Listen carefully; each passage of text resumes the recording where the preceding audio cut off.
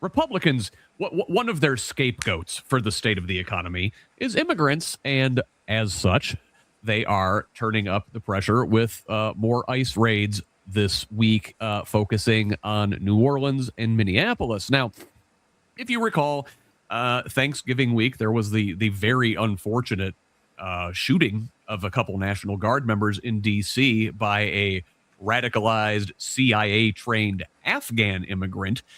Yet, Trump has focused his ire at Somalis, particularly in the Twin Cities, where where is the home of the largest Somali community in the world. Now, the president pivoted from criticizing the Afghan immigrants to Somali immigrants in a unhinged rant on Thanksgiving night, including directing a slur at Minnesota Governor Tim Walz for welcoming immigrants to his state.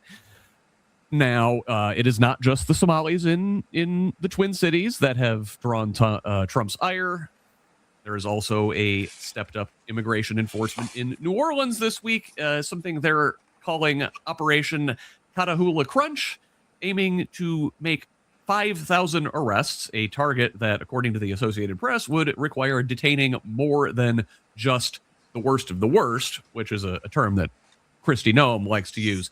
The 5,000 number would surpass the number of arrests made during a 2-month enforcement blitz this fall in the Chicago area, a region with a much bigger immigrant population.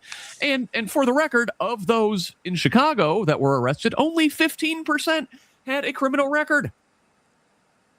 Outside of these two hotspots, we also saw this week an ICE agent pull a U.S. citizen out of a car in Florida as she's screaming, "I am a U.S. citizen." And we got from the Daily Mail in the UK a report, because we're not getting this in our country from our journalists. This Daily Mail report shows that ICE is hiring misfits not ready to tie their own laces, according to the article. So the Trump administration's push to hire 10,000 new deportation officers by year's end has spiraled into what insiders describe as a national embarrassment, with lax vetting and a signing bonus of up to $50,000, luring a wave of woefully unfit recruits. Just to get people in the door, the minimum age has been lowered from 21 to 18, and the maximum age has been raised from 40 to 65. So they are taking anybody and still having a hard time filling these spots, according to a quoted source in this article from Department of Homeland Security. Quote, "We have people failing open book tests, and we have folks that can barely read or write." Recruits were even discovered to have tattoos associated with gangs and white supremacist organizations when they stripped off their shirts during workouts, and reports include incidents of violence, disruptive behavior, and allegations of sexual misconduct on campus where they're being trained to be ICE officers. They can't even wait until they get out to the community to harass people. But into this void steps our hero, the diminutive Sabrina Carpenter, who this week spoke out against ICE after they used one of her songs in a video. The song was Juno, and it repeats a lyric, "Have you ever tried this one?" referencing different, let's say, positions. The DHS was using it to reference, trying different ways to, dehumanize human beings.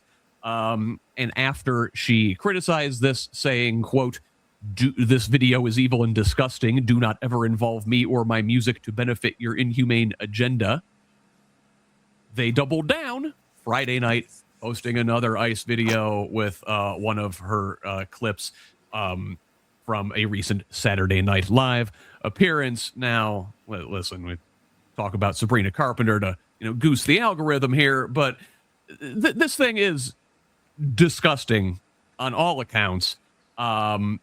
I don't even know where to begin. Cindy, I'm going to ask you this because I've got a federal candidate here, and I will say every federal candidate needs to be able to say the words "abolish ICE" out of their mouths. Can you say those words? We need to abolish ICE.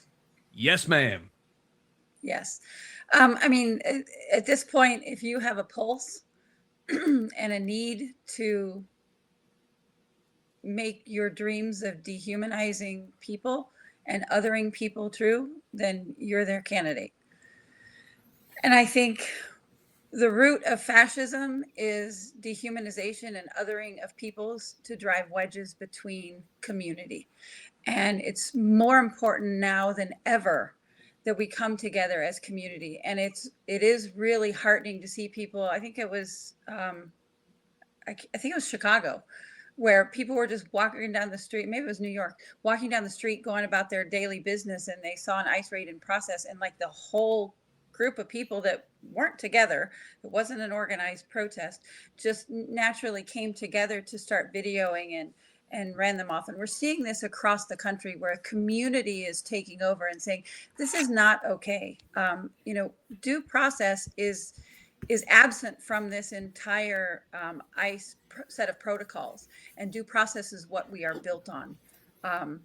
But when we have this othering and dehumanization that takes place, that's where fascism takes root and takes over, and we very soon end up in a position that we helped dismantle in World War II across Europe. Yeah, and Cindy mentioned important points, and Ross, I'm going to come back to you on this again because we're talking about due process. And again, I'm not a lawyer, you are, but I'm looking at this stuff from the outside, and I'm like, man, all of this has to be illegal. There's a right way and a wrong way to do things. Yeah, well, look, it's absolutely illegal. It's absolutely illegal by design. Look, the people who are putting this in place want it to be a shock and awe, fear, brute force. They want to put people in fear. They want to demonize democratic cities. There is an agenda here that is political. It has based nothing at all on law enforcement.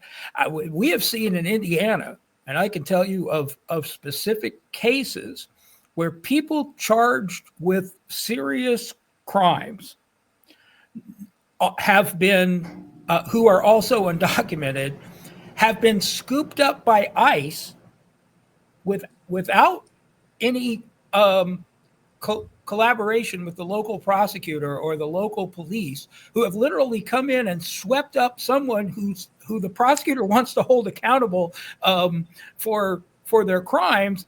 And well, he's illegal. ICE swept in, they grabbed the guy. He's back in a foreign country before he ever faces justice. So in that sense, in a very bizarre way, I mean, they're essentially helping some criminals who would much rather go back to their home country than face 20 or 30 years in prison for a crime they committed here. It just shows that they don't have a plan. They don't have a process in place other than a show of force. It is not any different than the brown shirts were for Hitler.